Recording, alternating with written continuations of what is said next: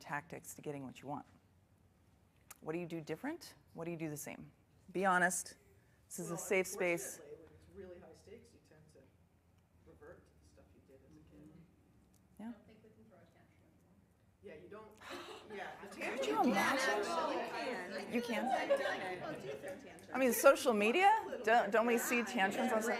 I mean, I don't know how many of you are lying on the kitchen floor on your back, kicking your feet straight. Well, I think they usually happen in closets these days, right? But I can't imagine in the hallway if somebody was like on the floor. Anyway, okay, so. That would be super fun. Me too, actually. That's a guilty pleasure. No, I mean, like, youth sports is bad. Tantrums. Oh, yeah. Like, oh, yeah, it's like unreal what adults will do, not even the kids. Yep. So, And it's funny what Yeah. they'll do, like, in the confines of your primary relationship with your partner or your spouse or even your close family as opposed to at work. You throw a tantrum at work, generally you're getting fired. But you throw a tantrum at home, They got to deal with you're it. getting fired. Maybe it works for you. You're married. You got to work it out. Yeah. No. Silent treatment. Oh, all the time. All the time, right? Yeah. Arguing, yelling, manipulating. That's a big one. That's a big one. Okay, so the point really is the strategies we use to achieve the results we care about are often outdated and ineffective, keeping us stuck because we're still doing the same thing that we did as a child. We just think we're doing it differently because we're an adult. So let's watch a video. It's one of our first videos where Anya, a project manager, has been asked by her manager, Kim, to come up with a timeline for a key project. Anya is meeting with Kim to review the timeline and watch this conversation and consider, if you were Anya, how would you feel? How would you feel and what would you be concerned about? So I'm going to play the video and we're going to come back and I want you to answer the question, how would you feel if you were her? Okay?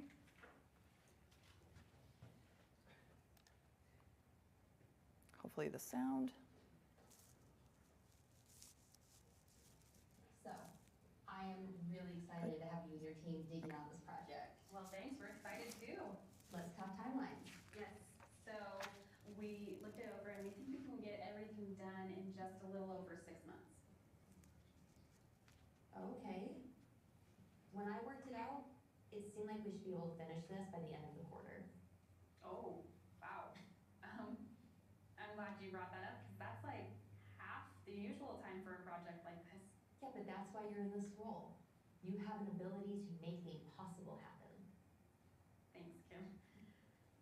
But yeah, we went over all of the individual tasks and there is no way to get that done in 3 months. Okay, let me give you some more context here. Other product launches are at stake.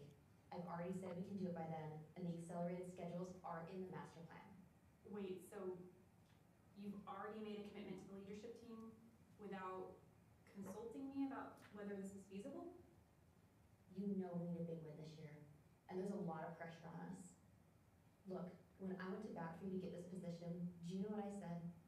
I said you're the best person for this job. I said you could get things done in tight timelines.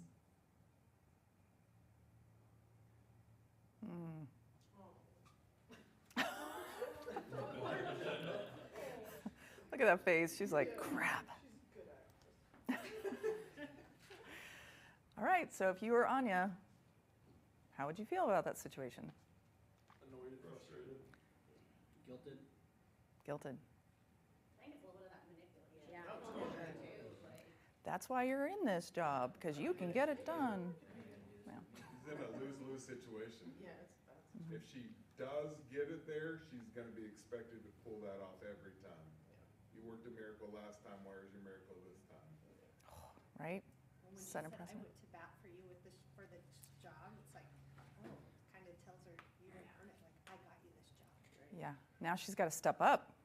It's her boss. That lady made a commitment on her behalf, and so it's on the one that made the commitment. And so, yeah, there you go. right, so I would, you would take it on and you would make it very clear I would try to meet the goal you set for me. Yeah. But if that goal by my team's not reachable,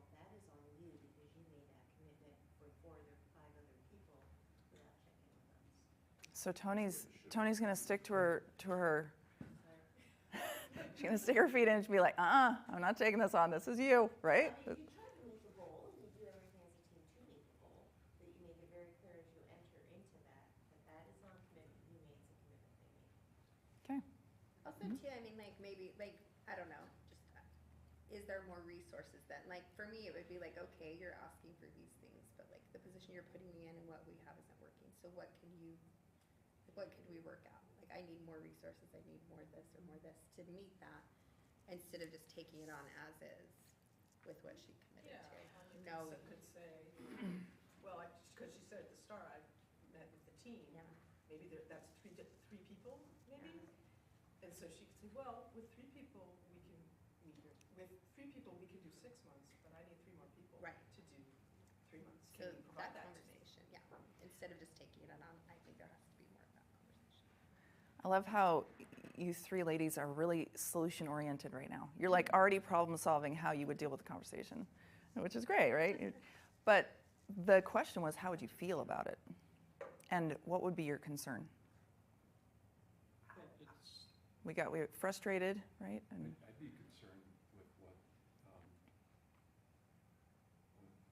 Kim was presenting to her leadership team about me. Well, I'd also be concerned, like, sure, she's doing this now, but Kim doesn't seem to be remorseful about it, or like, oh crap, I messed up, or like, whatever. How many times is this gonna happen after this again? I think it'd be a lack of trust. yeah, Yeah. And it's not super ethical either. I mean, there's some weird stuff going on there. that's Yeah. weird, and Mhm. maybe Kim's feeling pressure, but she's definitely putting it out there, like, this is on you, and I'm trying to, like, you know, it's it kind of even goes beyond manipulation, because it's in a professional workplace. Doesn't feel good. I'd be mad because she asked me to come up with a time frame. I gave my time frame, and then she comes right back with like, well, I came up with this time frame. It's like, so why did I meet with my team and come up with a time frame if you are giving us a time one? Mm-hmm. Mm-hmm. What happened there? What happened to our communication on this? Our previous agreement? Yeah. Oh, I can use this. So this brings us into the definition of what an actual crucial conversation is. There's 3 elements. There's opposing opinions, strong emotions, and high stakes. Now, us instructors have this conversation every time. I believe that you can have a crucial conversation without one of these elements, but usually they all show up. So in the video of, and Mel, please go ahead and jump in if you have something to say, but with the video that we just watched with Anya and Kim, what we saw is opposing opinions. Kim had a very firm idea of how this was going to look. Things changed, and she wanted Anya to follow through with it, right? Anya was, I don't know how I'm going to do this. So there was clashing opinions on that.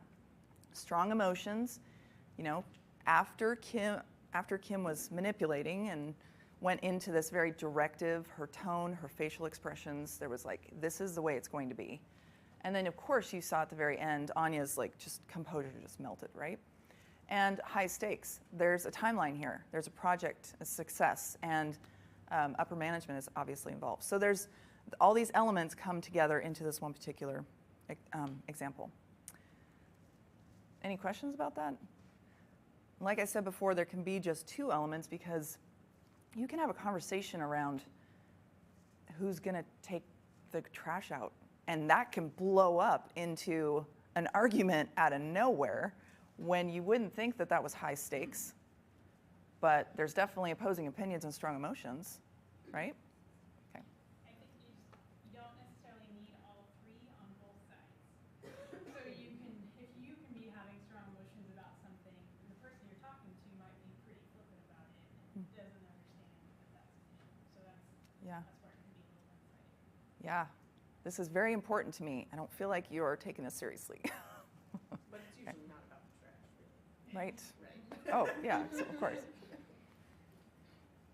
All right, so on your own, I would like you to turn to page 3. Should be the right page.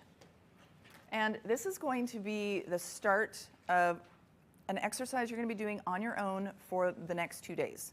So I really want you to put some thought into what you're going to do. So the directions are, take 2 minutes to review the list on that page. It's the 2 sections, professional and personal. And I want you to think about examples that you've seen either here or at home, and you can even indicate, mark on there, yes, I've seen this. And so which of these items are common to you? And then what are some examples that are common to you but are not on the list? And this is going to help you generate some ideas for the next thing that we're doing. Okay. Oh, yeah. Anybody need a pen? Okay. Thank you.